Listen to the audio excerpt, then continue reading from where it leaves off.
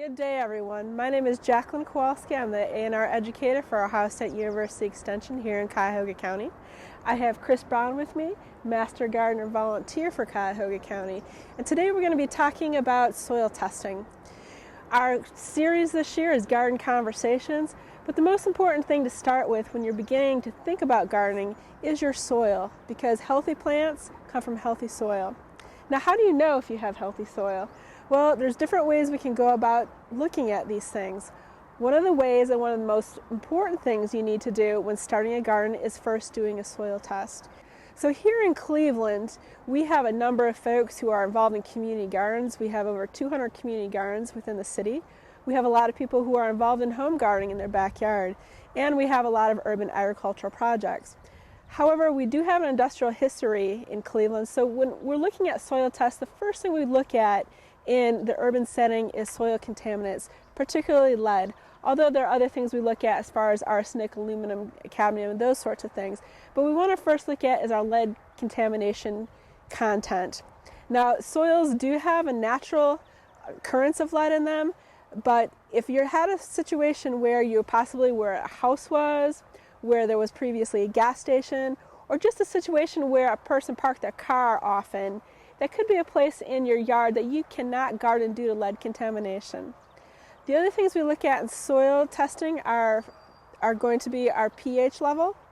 pH is very important to plant growth for the simple fact that plants like a certain pH. Most plants prefer a pH between 6.2 and 6.8. However, there are some plants that prefer a lower pH and some that prefer a higher pH. So it's very important to know what you want to grow so that when you send your soil sample in, you will put that crop on your soil sample so that the results will be adequate for what you're trying to grow.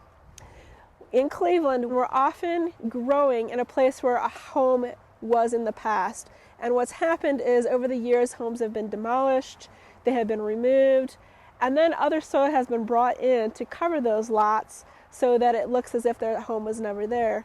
And oftentimes the soil that's used to cover those lots after the home's been demolished is higher in pH than soils that are typically used for vegetable or fruit gardening. So in a situation that we have a higher pH than we'd like to, there are some simple steps that we can take to lower that pH, but first you need to find out what that pH is. Other things that a soil test can tell you are your nutrient levels, particularly phosphorus and potassium, which are important nutrients for plants, and other elements such as magnesium and calcium that are also secondary elements for plants. And once you have that information, you know what sort of amendments that you have to do to your soils. Typically in Cleveland, we tend to have heavier clay soils. Now there are some exceptions, but for the most part, we do have heavier clay soils. And that does have some implications when you are trying to grow a vegetable garden, if you're trying to grow flowers, or if you're trying to grow anything in your yard. The reason being is oftentimes clay soils have a really high water holding capacity. So therefore, water will not drain very well in those sorts of landscapes. And in situations where water won't drain, what will happen is the plant roots will be saturated, they will not be able to exchange oxygen, and they will then develop bacterial and all sorts of fungal diseases and typically will die because they are just not in appropriately draining soils. So when we have that situation, there are certain things we can do. One of the most common and most recommended practices is adding organic matter or compost. By continually adding organic matter, what you're doing is you're raising the water holding capacity. When you add compost, you are then increasing the drainage and also increasing the nutrient holding capacity. So soils that have a high amount of organic matter are able to exchange nutrients easier than plants that do not. We also, in some parts of Cleveland, have very sandy soils, and those sandy soils are very well draining soils. Unfortunately, there are also soils that drain so fast that they need to be watered very often. And also when you have soils that drain so quickly, they tend to also lose nutrients quickly as well. So if you're going to take a soil test during the spring, make sure that in the following years you also take it in the spring so that your results are accurate and that they can follow trends of things that may be happening in your soil. For example, if you're trying to change the pH, You don't want to take the soil test right after you've added a sulfur amendment because that'll skew the results. You want to make sure that you have given that sulfur time to react within the soil so you get accurate results. Oftentimes, soil testing labs will provide a certain sort of sample bag, but many of them will also accept the very easily obtained Ziploc bag. So you'll want to have some sort of bag available to you, whether that be the sample bag that the lab provides or a bag that you provide. The other thing that you need is something to collect the sample with. We have soil augers that many people can use. These can be purchased, they can also be made. However, most people don't have such a tool laying around their house, so we can use something such as a trowel. You'll want something that's at least 6 inches long and rather flat so you can get into the soil deeply and easily and cut into the soil without a lot of effort. The other thing that you're going to need is something to collect and mix the soil sample in. A bucket, a plastic bucket is probably the best way to go, or a box or something of that nature. What you don't want is a metal bucket that could skew the results. So at this time we're going to actually demonstrate how you should prepare your soil sample. So the first thing that we're going to do is make sure that we have the appropriate equipment. We have our bucket, we have a soil auger if you happen to have one or have access to one, and we also have a trowel that you can use that would be just as appropriate. So the first thing that Chris is going to do is he's going to select where he takes his first sample, and that area is you're going to make sure that has been cleared of grass and debris, because you don't want to have to pick out a ton of soil and rocks and so on. So as you notice, he went down about 6 inches. So for a garden, you're looking at taking a soil sample, core sample, that's going to be 6 to 8 inches. If you're going to do a soil sample to put in turf, you're going to remove the turf and then take a much shallower sample of about 3 to 4 inches. And you saw that he put it in the bucket. Now the next thing we're going to do is decide where we're going to go to next. Now, what you want to do for your space is make sure that you have at least 10 to 15 samples that you can mix up to create a composite sample. So what you want to do is do a zigzag pattern across the site. One thing you have to look out for, however, is places in your lawn or your garden that seem somewhat different. So for example, if you had a place where no weeds, nothing grew, there was something very different about that piece of land. So you're going to make sure that you separate that piece of land out to be a separate sample. Another thing that you need to look out for, particularly if you're using a lot that's been vacated, that there isn't any lower sort of indented spot in the landscape. Oftentimes, especially if that place is large, that is where the previous house foundation was, and that place might be chemically and soil different than other parts of the landscape. Now, as you can see, Chris is using the trowel. What he's going to try and do is take about a 1-inch slice of the soil and pull it out. As I had mentioned, most folks don't have a soil auger laying around, so a trowel is a good tool to use as well. It can be a little bit more difficult, particularly in our urban soils, but you can do it. Another thing you could use is a shovel or a spade, and that can work just as appropriately. As you can see, he's taking samples from different parts of the landscape because, once again, I always want to reiterate, you want to have a composite sample. You want to make sure that the sample is showing every part of the lawn that you are planning on using for your new garden. So now that we've collected our soil cores, what we're going to do is mix them up, because what we're looking at is really collecting a composite sample of the soil cores. So once we've mixed it, what we're going to do is we're going to pour it on a piece of paper. That can be newspaper or cardboard, a paper towel. And then once it's on the table, what we're then going to do is we're going to break up the clods. We're going to take out anything like stones that tend to get in soil samples, any large organic matter or roots. And once again, break up the clods as much as we possibly can. Now at this point, the soil is still too wet to be sent in as a soil sample. So what we're going to have to do is let this dry for a few days. We can let it dry simply air drying it. We can also put a little fan there, a tabletop fan that'll dry it out quickly, or we can leave it out in the sun for a little bit. And once this soil has dried, what I'm going to do is take about a cup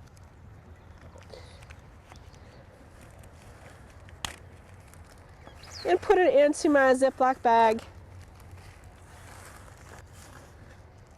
There you go. And I'm also going to label my bag with my name and whatever I'm calling my sample. Of course, whatever lab that you use will have very specific instructions. So whatever those instructions are, do follow them, because they will not be able to give you an accurate result unless you follow the instructions that they have provided for you. So once you have bagged the soil, you'll send it in, usually through the U.S. Postal Service, and about 2 to 2.5 weeks, you'll be able to get your results back. Sometimes the lab will send them to via Postal Service, sometimes they'll send them to via email, sometimes they'll send them both, sometimes there'll be an extra charge for both, depending on the lab that you use. But you will be able to get those results back, hopefully in time to do some soil amendment if you need to use some fertilizer or compost that would be appropriate for the plants that you are growing. So that's basically the process that we go through to take a soil test to send it in to a lab to be tested. So the last thing that we are going to do today is make sure that we're filling out our form properly.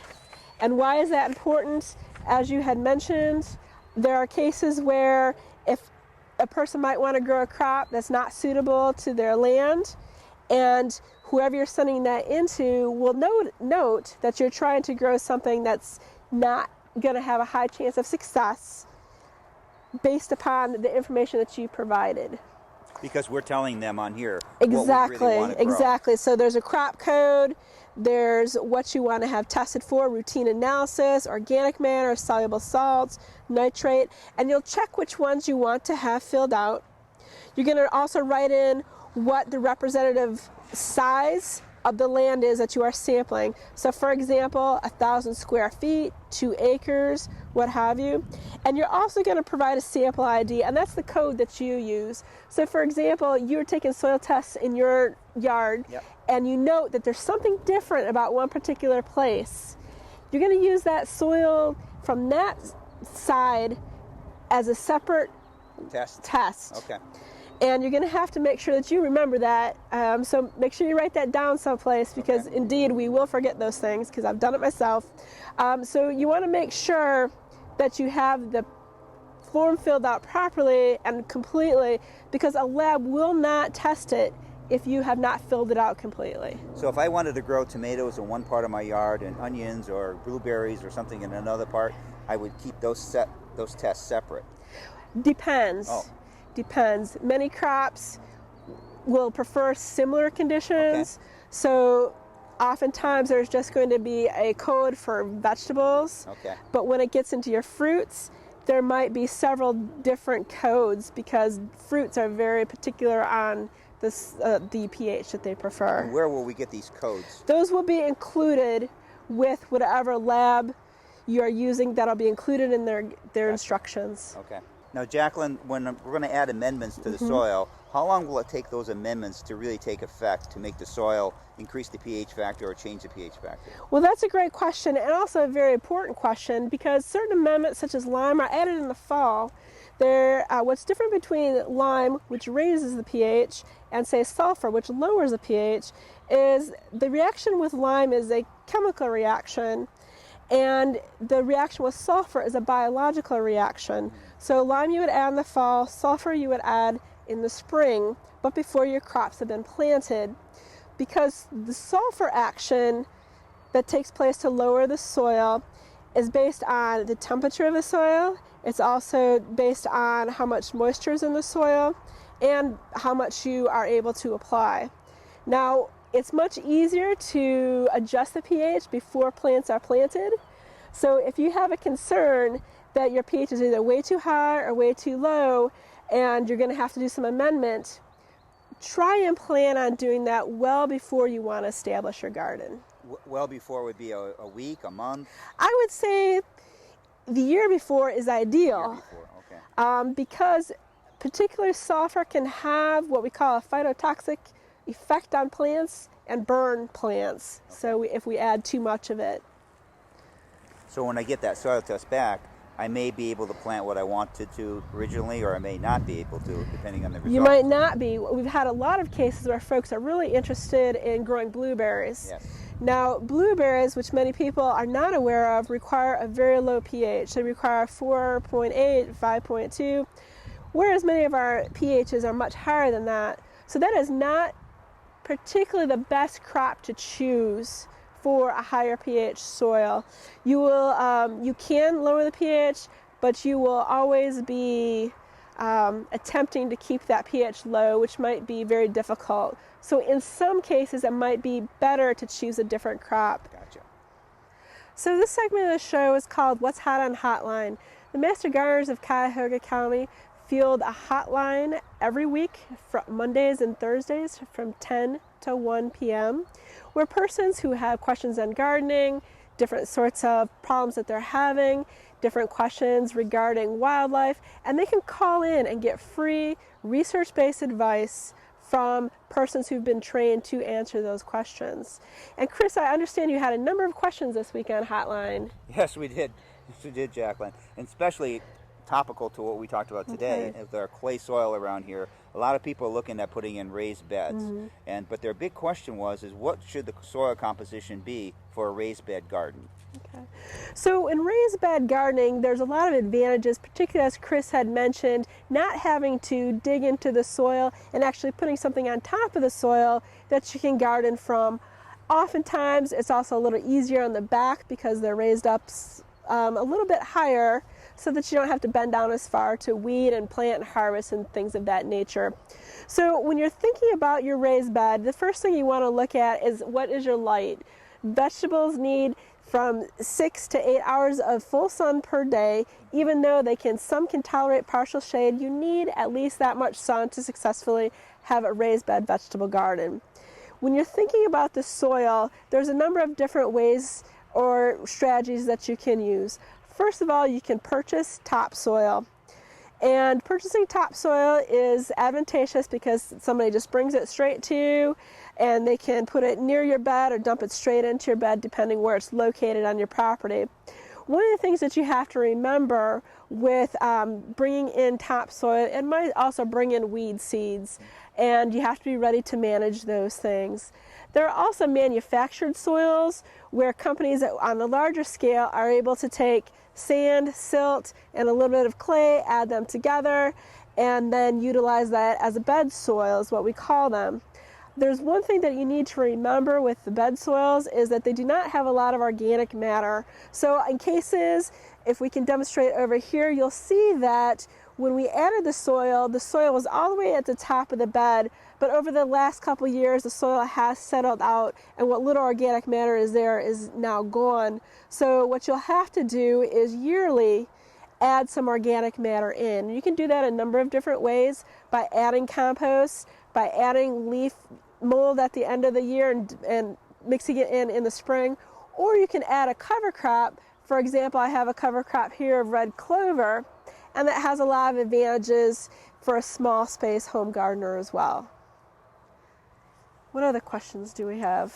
Other questions, some brave soul was already growing tomatoes, and they noticed that there are white spots on the leaves, and they would wonder if is that a disease or is it what's causing the white spots on their leaves? So based on this time of year, and because I haven't seen the plant itself, I'm always a little leery to give a diagnosis. But what could be happening or could have happened is that tomato, because we still are in the middle of May, could have been exposed to a low temperature. And oftentimes when certain plants are planted a little too early and not covered during cold nights, they'll have an effect on their leaves, and tomatoes, sometimes that can be little white spots. It could also be disease, but since it's so early in the season, I'm guessing that it is probably some sort of cold damage. Okay. Now, one other thing in the raised bed gardens, people were thinking about between the plants, what can I put in there to keep the weeds down? And a new topic that's come up is micro clover as a mulching component. Now, do you have an opinion or any ideas on that? Well, there's some great advantages to clover. In fact, this is a clover as well.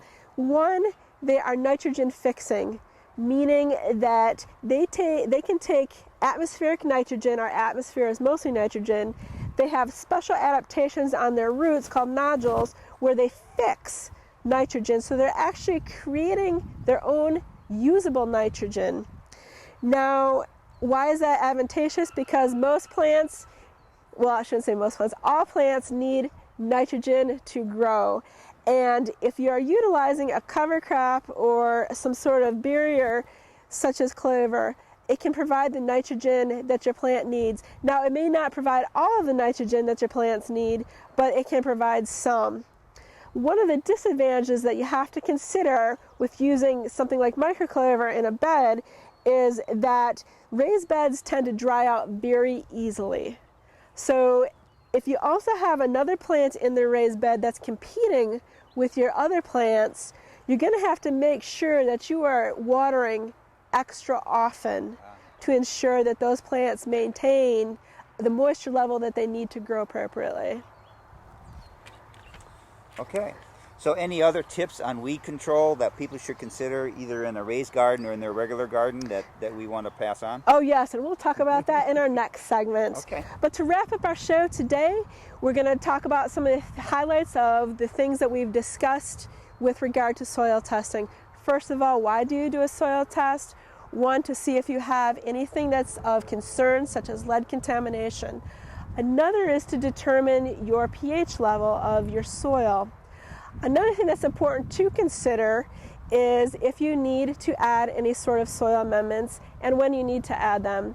And the last thing with soil testing is make sure that you get a good composite sample and you take many samples in the area that you are testing. Thank you for joining us today in Gardening Conversations, and happy gardening.